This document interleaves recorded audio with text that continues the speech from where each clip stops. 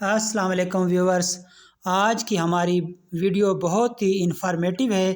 آج ہم آپ کو اس ویڈیو میں بتائیں گے کہ شوگر کی کتنی اقسام ہے، فاسٹنگ شوگر کیا ہے، رینڈم شوگر کیا ہے، HbA1c کون سا ٹیسٹ ہے اور یہ ٹیسٹ شوگر میں کیوں اور کتنے مہینے بعد کروایا جاتا ہے۔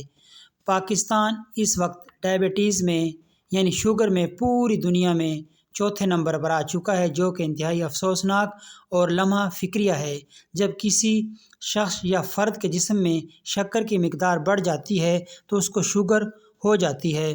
اب لوگ سوال کرتے ہیں کہ شوگر کیوں ہوتی ہے، تو اس کا جواب یہ ہے کہ شوگر موروثی یا ٹینشن کی وجہ سے ہوتی ہے۔ شوگر ہونے کی یہی دو وجوہات ہیں۔ اگر آپ کے ذہن میں یا علم میں تیسری کوئی وجہ ہے تو ہمیں ضرور بتائیے۔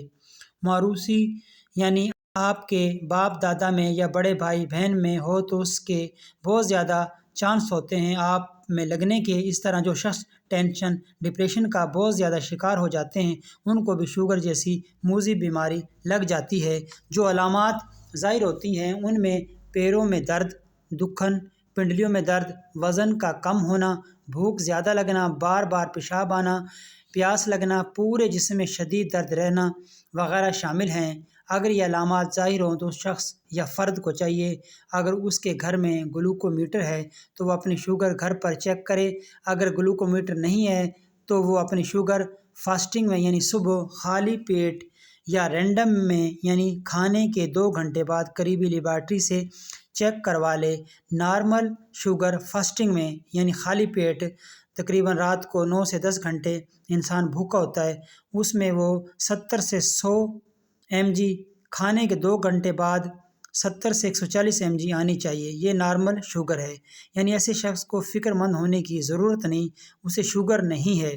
لیکن اگر یہی شوگر فاسٹنگ میں 101 سے 125 mg اور کھانے کے 2 گھنٹے بعد 141 سے 200 mg آ رہی ہے تو ایسا شخص یا فرد پری ڈائبٹیز پیشنٹ ہے، یعنی اس کو شوگر ہونے کے علامات شروع ہو رہی ہیں۔ اب ایسے شخص کو چاہیے کہ وہ پرہیز اور واک سے اسے مینیج کرے۔ لیکن اگر یہی شوگر فاسٹنگ میں 125 سے ابو اور کھانے کے 2 گھنٹے بعد 200 سے ابو آئے تو ایسا شخص شوگر کا پیشنٹ ہو چکا۔ اب اسے میڈیسن کی ضرورت ہے، لیکن میڈیسن سمجھدار ڈاکٹر اسے پیشنٹ کو میڈیسن پریسکرائب نہیں کرتا، بلکہ شوگر کا ایک اہم ٹیسٹ جو صرف بڑی لیبارٹریوں میں ہوتا ہے اور کافی مہنگا ہوتا ہے یعنی HbA1c کروانے کا کہتا ہے۔ اس ٹیسٹ کے بارے میں ہم آگے چل کر آپ کو بتاتے ہیں۔ یاد رکھیں، شوگر کی جتنی بھی میڈیسن یا انسولین ہے وہ صرف شوگر کو کنٹرول کرتی ہیں، ختم نہیں کرتی۔ کنٹرول اس لیے تاکہ آپ ایک صحت مند زندگی گزار سکیں۔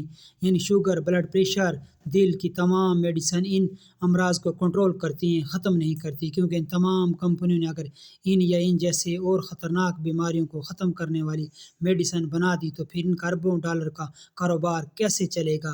سوچئے گا ضرور۔ اور اپنی قیمتی رائے کا اظہار کومنٹس باکس میں ضرور کیجیے گا۔ اس کے بعد ذکر کرتے ہیں HbA1c ٹیسٹ کے بارے میں، لیکن اس سے پہلے اگر آپ نے ہمارے اس چینل وکاس میڈیکل پوائنٹ کو اگر سبسکرائب نہیں کیا تو کر دیں اور ویڈیو کو شیئر بھی کر دیں۔ تو HbA1c جس کو 3 مہینے والی شوگر بھی کہا جاتا ہے، ہیموگلوبن A1c ہے۔ اگر یہ اپنے نارمل سے بڑھ جائے تو یہ آہستہ آہستہ اس ہیموگلوبن کے ساتھ چپکنا شروع ہو جاتا ہے۔ ڈاکٹر حضرات HbA1c کا ٹیسٹ اس لیے کرواتے ہیں تاکہ پچھلے 3 ماہ کی شوگر کی مقدار کا پتہ چل سکے۔